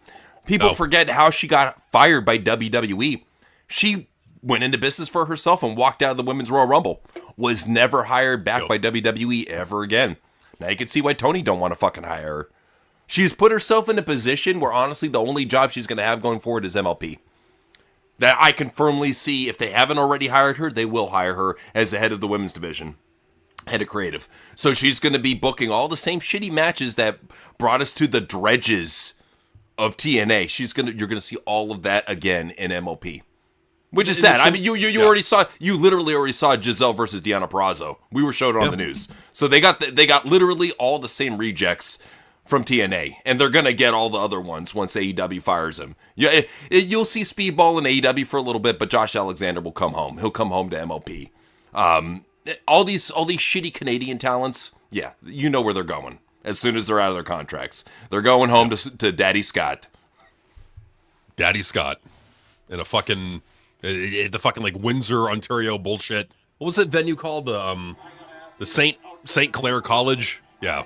Well, notice what he's doing is he's doing the same shit that Triple H used to do back in the day. Notice that, because people forget about what Triple H used to do with Full Sail University. He had NXT, which was a money pit because he spent way too much on these fucking indie jobber talents. But you add in the fact that NXT wasn't making any money, and then add in the fact that it was filming live from Full Sail, and they had, the campus paid for everything, paid for the cameras, even paid for the interns to film the shit, produce it, and edit it. So it's like, how was NXT a money pit when all these things were basically afforded to him? Bad management. Bad management, and that's why Scott D'Amore was fired. He was fired because he was not doing a good job with, the financial management of the company. He was paying, for all people who don't know, he was paying Rhino a lot of money to stay on when he was really offering nothing. He was doing this, like he was doing all these sweetheart deals for his friends, paying them out the ass for nothing, and that was not sustainable. Like, that's not how you run a well-run business. That's how a pro wrestler, veteran pro wrestler with an ego runs a business. That's how they run their shit. What Carlos Silva does is he runs it like a business, because that's what wrestling needs to be. It needs to be run as a fucking business. I mean, I kind of feel bad, dude. I'm interested in TNA Rebellion now that I'm watching the card for it here. It just sucks that it's so close to Mania. I don't want to burn myself out having to watch the show. But I like the lineup. I say one thing that is really cool is that TNA has been bringing back a lot of the better talents that they used to have, usually pre-Gil Kim. They brought back Mickey James, ODB, and Taryn Terrell, and it's kind of like a TNA Legends women's group going up against Ash by Elegance group. So I think that's cool. They need to do something with Li Yang Lee, though. She sucks. Get her the fuck out of there. So they're showing One Man Gang. Oh, shit, he's still alive. Wow. Fuck, okay. The tail of the tape. This is Ariana Grace versus Zia Brookside. Zia Brookside is a chick I don't mind them keeping. She's cute. I mean, she doesn't hurt people in the ring. She's fairly safe. I'm honestly surprised NXT didn't keep her when they had her, because didn't they have her for a little bit with the UK crossover? They did, NXT UK.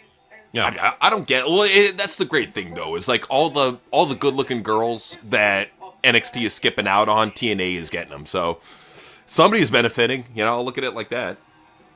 I love what Carlos Silva's doing as of late. He's got to keep it up. Oh my god.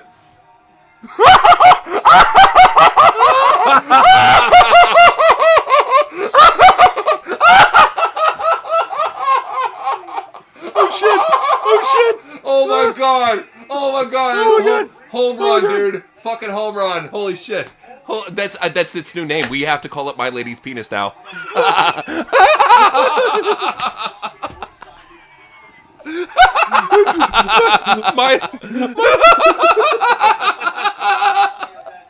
Oh my god! Oh my god! Oh, I need my side. Oh shit! Oh shit! I need to smoke. Oh, good shit. That was good shit. My lady's penis.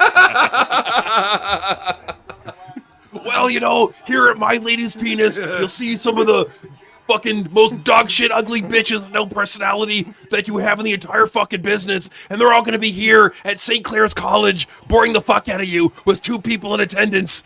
Yeah, nothing but a bunch of gay indie marks and a bunch of ugly lesbians. Yeah, that's what I want to see. All right, so speaking of hot bitches, we got one coming down to the ring. Ariana Grace. I think she's the future, man. Like, Ariana, there's so much good I see in this girl because, like, don't get me wrong, she's great in the ring. She's great to look at, but, man, she's a good actress and she's a good talker. That's what I first look at. Like, if you're a good actress, a good talker, but then you're also good looking and you're also a good wrestler and you're young, yep, the sky is the limit for this woman. She is going to be a massive fucking star in post-Triple H WWE. Absolutely, man. Or maybe, unfortunately, if Triple H is still there, maybe TNA gets to hold on to her, Hey, as long as somebody prospers from her, because Ariana, a young talent like this, I'm glad that TNA was able to pick her up and use her. That's the one thing that about TNA is they've taken all these talents that NXT won't use and they really just make them flourish, good for them, you know? Well, and I really love how Carlos Silva's not caving into the fucking mark to say, Get rid of that bitch. Stop bringing in the NXT talents. I'm like, why? Yeah. Why? What's so wrong with having a pipeline to NXT talents? Well, one thing I love about Carlos Silva, like, let me give this guy his flowers, because I know I've been kind of skeptical about him. He's bringing in the good talents from NXT. Like, I think her man Chance, or what's this guy's name? Nichols Dimes. Stacks or Stacks with Nichols Dimes. Stacks is good. I like Stacks. I think he's a good young talent. I think Ariana's a good talent. So they're getting the good talents. But not only that, I gotta say this is a good thing. Notice how many of these Gail Kim hires have been told to fuck off by Carlos. He's told Steph DeLander, fuck off. Get the fuck out of here with your fucking redneck mullet boyfriend. Get the fuck out of here. Danny Luna, you think your shit don't stink? Get the fuck out of here. Gail Kim, you think you're the fucking, you're in charge here, right? Get the fuck out of here. I love that about him. I think I respect that. Like, I hate to say it, he's kind of like a little autistic Vince McMahon in a hat. I love it. Dana in a hat. That's what he's, because Dana White does that shit. Vince, here's the thing about Vince. Vince, when he was in his heyday, he got rid of motherfuckers, like, no problem, because he was the only game in town. But with TNA, he looks at it like, yo, we got the WWE connection. We're getting all the top NXT people. We're a hot brand again since we're on AMC. I don't got to listen to your terrorist threats. Get the fuck out of here, you liberal asshole. Go to the fucking Indies. Go over to MLP, My Lady's Penis. They'll take you in. Yeah, go over to My Lady's Penis. They'll book you there in a fucking 2 out of 3 falls who gives a shit match. Just saying, man. Yeah, good for you. This is the same company, too, that was using Ricochet back before he fucking made a jackass out of himself. It tells you that they will literally take the most shittiest work rate talents and put them on their show. They go out of their way to find the shittiest work rate talents. How is Danny Luna so valuable? She's good in the ring. Okay, well, so are a bunch of other women that are out there on the indies that you could bring in. How is she special? Does she have a unique character? She's a powerhouse, guys, and she fought on the UK and European indies. And she's so tough, and she got rhino thighs, and I want her to crush my head in between her thighs. That's what it is. It's some fucking weird perversion. They probably want to get fucking thigh crushed by her. I bet you anything. Probably would. You know what I'm thinking it is, man? I'm thinking, like, they probably think that these bitches are gettable for them. That's why they're jerking off over them. It's like, well, I could get Bozilla, she's fucking hideously ugly, I'm not too special either, but, hey, look at her compared to me, guy, in my league. You have to understand, though, we've even shown it with the PC Center, that even the ugliest bitch, even Bailey Humphries, is getting some dude who fucking is jacked as shit and fucking lives in the gym. Why? Why? Because a lot of dudes, this isn't for everybody, but there is a big majority of pro wrestlers that are gay as shit and love fucking chicks with fucking monster clits, that do roids. It's weird. Like you Russian bodybuilder porn, say no more. I'm just saying, a hard woman is a good find. Say no more. It's a good find, yeah. I see a bunch of Russian bodybuilder porn on my computer.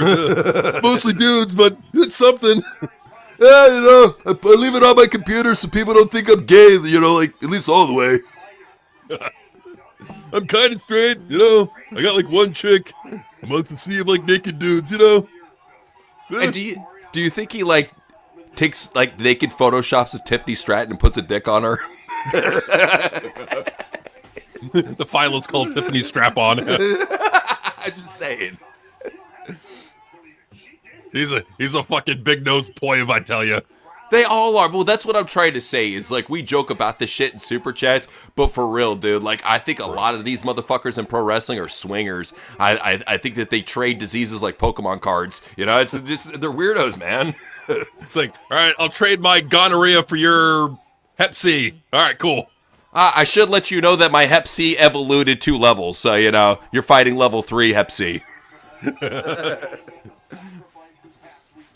Yeah, but with Grace, I'm sorry to keep on ranting and raving about her, but I see a little bit of JC Jane in her.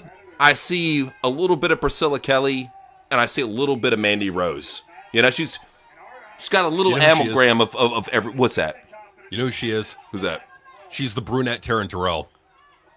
That's a good, well, because, yeah, a lot of people don't remember Taryn Terrell in TNA. You're going to see her real soon, too, by the way. But, no, Taryn is great. Taryn, when she was doing the Dollhouse, I mean, she actually made, was it? Mei Ying, Yi Lim, Lim Yi, the fucking chick with Keith Lee.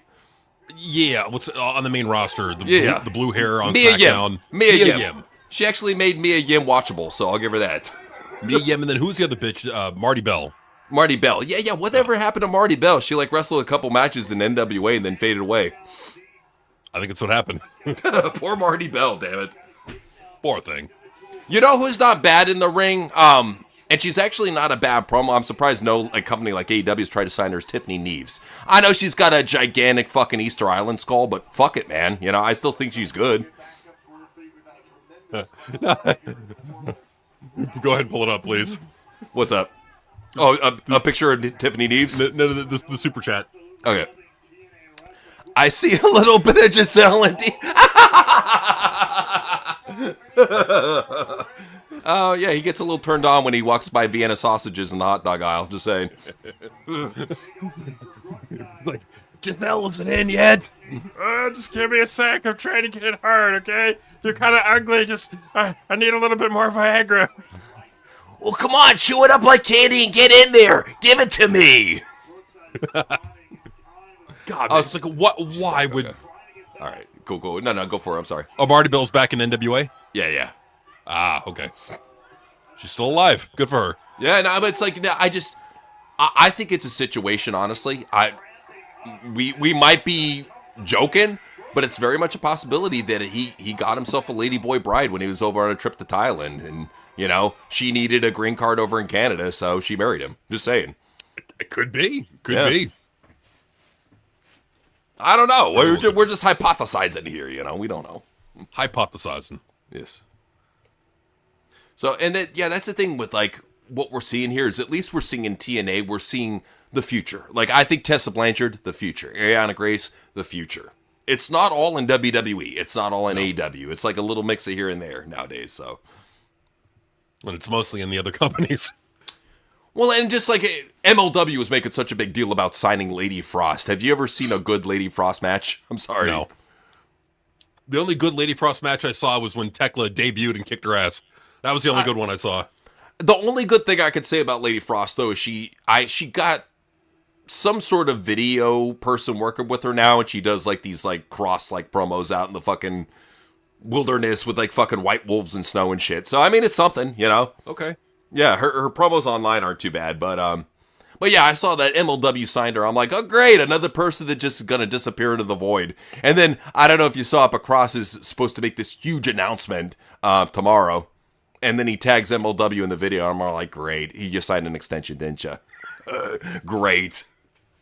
Oh well, it was nice knowing Cross. I mean, he's gonna be disappearing now and going off into the fucking wrestling wilderness that is MLW. So it's like, for any talent that signs an MLW, you deserve what you get. Okay, you should know by now.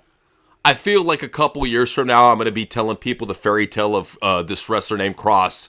Oh, yeah, that was that guy that washed out of WWE. He's still alive?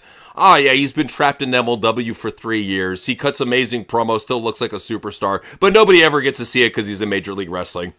Oh, what a jobber.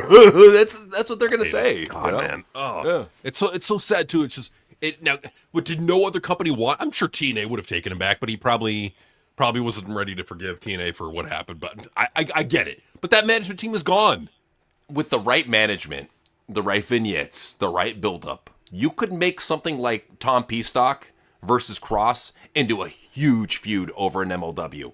You could really do something crazy with it. That's the biggest thing about MLW that bugs me, is the talent is there. You got Cross, you got Peastock, you got Hammerstone.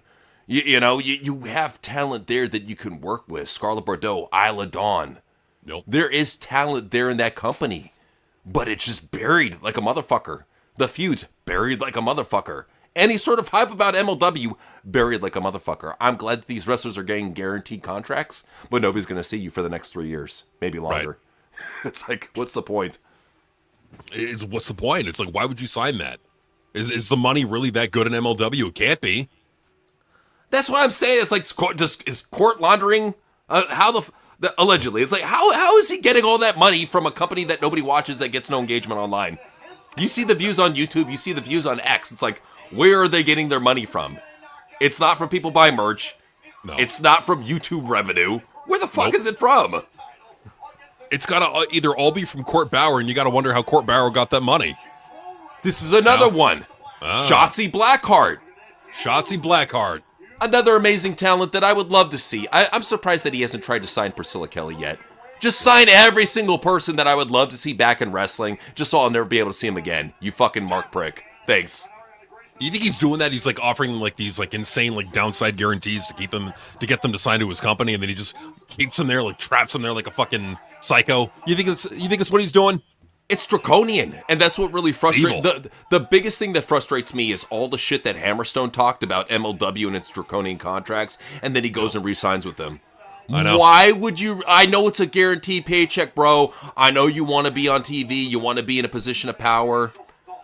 Sorry, MLW took a lot away from your career. You got to rebuild it back up. That's how it is. Like, look at it. I hate to put this guy over. Look at a guy like Danhausen.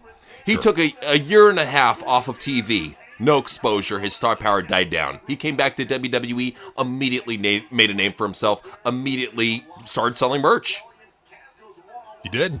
He dug himself out of the muck. I would say that to any wrestler out there. Don't succumb yourself to mediocrity just for a guaranteed paycheck. Don't. Try to be a bigger star. Try to do more with your career, especially if you're a young guy. Wrestling careers are very short, man. Once you get to 40 or older, the clock is ticking. Seriously, man. Hey, NC, I'll be right back. Yeah, no worries, man. So yeah, this is the thing. You'll see Hammerstone make appearances for NWA, but I don't watch NWA. I know it's on Roku, but I don't want to watch that shit.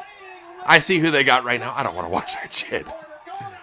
I mean, maybe they got better. I don't know, but I'm just so jaded from what I watched in the past with NWA that I can't give them another chance. I've been so let down. Danhausen, you're probably gonna see that. I could see that being Speedball Mike Bailey's alter ego. Put him in clown paint and have him be a gay vampire. Why not? Why not? Oh, shit. That's what I'm tired of, too. It's like these talents, yeah, they can work in MLW and they can work in other indies, but they're not allowed to work in TNA. They're not allowed to work in AEW. They're not allowed to work in any of the big televised companies here in America, which frustrates me because, like, nobody wants to go and watch your shitty fucking 40,000 views in a week fucking stream. You put Matt Riddle versus Cross and nobody gives a shit about it. You put Tom Peastock, former Baron Corbin at the top, nobody gives a shit about it. And that's sad because everybody should give a shit about it. You had fucking Nuclear Fire with that I'm Baron Corbin bitch, and you changed it to a t-shirt that says I'm Tom Peastock bitch. Who the fuck wants to buy a t-shirt that says I'm Tom Peastock? They're idiots. They're idiots. They don't know how to book a show. They don't know how to book merchandise. They don't know how to market their wrestlers. Everybody that signs there gets fucking shut out of pro wrestling. It's terrible. For the love of God, anybody who has any sort of talent, do not sign to MLW. I don't care if they're paying you good money. Do not sign there. We won't see you ever again. It sucks. So Zaya has the Cobra. She stole it from Santino's daughter, Ariana Grace. She's stealing it back. I don't know. I think she got out of her cooch. Man, so she's having a tug of war with her over it. Stax comes into the ring. What's he doing here? He got sloppily bumped off the rope, and Zia fucking gets a stupid pinfall. And a kick out. Why not?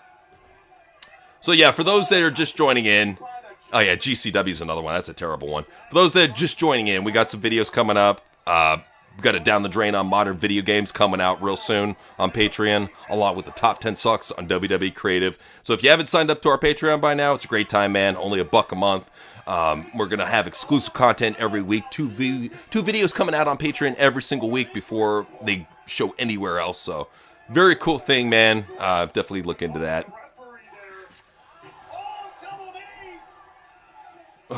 Just seeing Zia Brookside beat the shit out of this poor woman. Like, well, what are you guys doing here? My big problem with GCW is I like the deathmatch shit. I like a nice, good, bloody match as much as the next guy. But you look at their cards, man, and it's literally a house full of misfits. It's fucking fat, crackhead rednecks fighting chicks and getting their ass beat. It's fucking trans dudes fighting like British deathmatch legends. It's fucking like, God, what's one I saw recently? They have a gay dude, a trans guy, a fucking clown. It's all for this stupid match called the Mortal Clusterfuck. So yeah, it's like the roster that they have. You thought ECW had misfits? No, GCW is like 10 times the misfits. And 10 times. Well, and for Joey Janela to be saying that he has WWE interest, what is a fucking janitor, please? Yeah. What are they going to do? Are they going to have him wrestle matches on their shit? Come on. I mean, this guy looks awful. No, there's no way. Well, that's the thing about Joey Janela. Has never lifted a weight in his entire life. You thought that the Young Bucks looked like shit? Dude, the Young Bucks look like juiced out fucking 80s Hogan compared to Joey Janela. Seriously, like, Joey Janela looks, no muscle definition, pot belly, fucking just... I've seen 14-year-old boys that are bigger than he is. He's not... Like, him being... Like, honestly, I think Marco Stunt looks more intimidating than him. Straight up, man. For real. So, yeah, now, Grace looked good. She retained the title, beat Sia Brookside. I mean, cool. Always a good thing. Well, and the big thing that bugs me about GCW, too, is, like, Scott D'Amore, he was always the one that pushed that intergender shit. Brett Lauderdale pushes it just as much, if not more. No, yeah, he does. No, he pushes it way too much. Yeah. All right, so Mike Santana's in the ring. Stacks gets laid out by Mike Santana. All right. She's freaking out. I had to talk to some people, that follow indie wrestling about this to really just get the straight dope. So what it is with Joey Janela is he's a very influential promoter. He's very in touch with the New Jersey scene, very in touch with Brett Lauderdale and his promotions. Has his own show that he does for GCW called Joey Janela Spring Break. So, he's got a lot of promotional ties. That's why you saw him date so many hot chicks.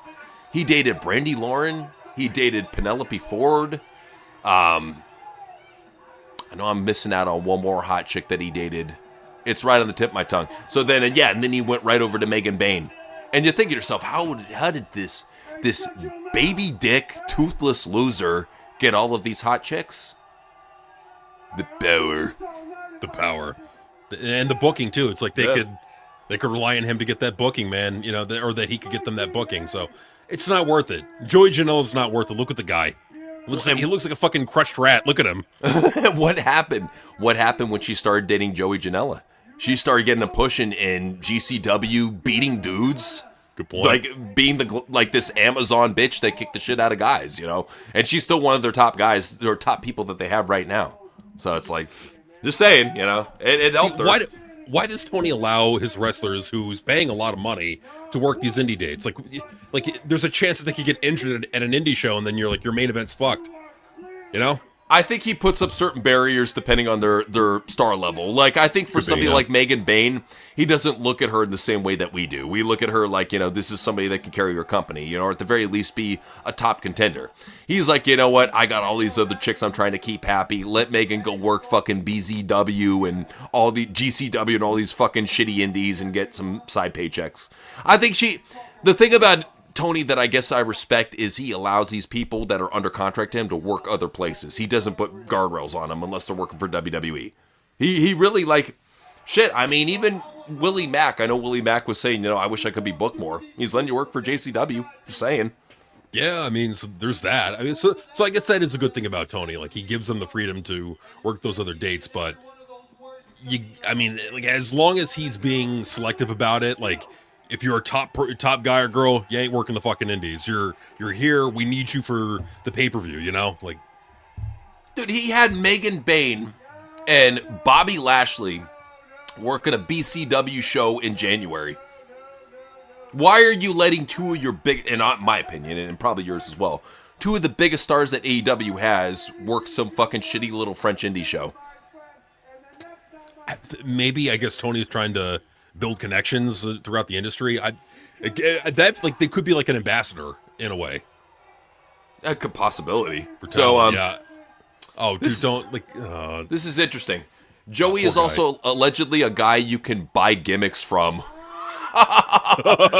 Hey, you know what? What type of fucking gimmick are you gonna get off this crackhead? Yeah, I'll make you a deathmatch wrestler, but I'll dress you in like neon 80s clothes, and you'll come out just like some new wave shit, but you just smash light tubes over another guy's head. Yeah, it's your gimmick. Like, what gimmick are you gonna get from a characterless fuck like Joey? Just saying. That's pretty like I think that's even like too creative for Joey Janela. He's like, yeah, go out there and just hit yourself in the head with the light tube and you'll be over, That's all you really have to do. It's sad too. Well, hopefully that situation resolves, just saying. I would say, you if you want to not be a virgin, go to another country. Like, I know they talk shit, passport bros, blah. Guaranteed you will get pussy in another country. If you have barriers, you will not have barriers overseas. Look at Scott D'Amore. Anybody can find love overseas. Anybody. If Scott could find love, you could find love. Don't ever give up. There's no permanent. Even theoretically, if you could compete on Howard Stern's tiniest baby dick contest, you could still find love over in Thailand or fucking somewhere in Asia, in the Philippines or whatever. Well, I mean, you could be a sport fuck. You got the world's tiniest dick. You could be a sport fuck for some slut out there, Like for her OnlyFans content, It's like, I'm gonna fuck the world's tiniest dick. Yeah, just put on a fucking a COVID mask and you're set, It's all good. Yeah. There you go. All right, so hold up. Sure. Oh, I'm sorry. No, you're good. So, oh wow. Okay, so they have Tessa doing some backstage shit. This is cool. Just doing her fucking stone face scowl. What the hell is this place? Oh, there's Mitchell. Wow, they brought back Mitchell. Welcome to the undead realm. Is she dead? Like, what happened? Wow. Okay, now for anybody who says this is some goofy bullshit, suck my fucking dick, dude. It's something to talk about. Yeah, I mean, it's something to talk about. They're at least trying to do something creative. As long as it doesn't get to Wrestle House levels of retardation, I'm fine with it, Well, and here's the thing for me. I don't care if it's a little bit goofy and supernatural. That's something that TNA has always delved into. Whether it be what happened with Decay, what happened with Su Yung, by the way. That's another one they're going to bring back. I guarantee you they will fucking bring back Su Yung, especially with what's going on. She might even be part of this angle. You never know. They're going to bring back Su. Well, have you seen Su Yung as of late? She looking good? You should probably see how she looks now. She looks good. I'll put it that way. Okay, no, that's something we always said good things about Su Yung. If she's taking care of herself, looks good. She was always a great signing back in the day. I liked her. I was like, where the fuck did this shit go? So they should bring great character, fits in with what they're going on. Father James Mitchell is back in the fold, finally left NWA after the Coke ordeal. So hey, I am looking so much forward to TNA. And the one thing I love is they're sprinkling in wrestlers, but they're keeping them in the storyline. Like and even then on other storylines, like what's going on with the TNA legends that return to face off against Ash by Elegance.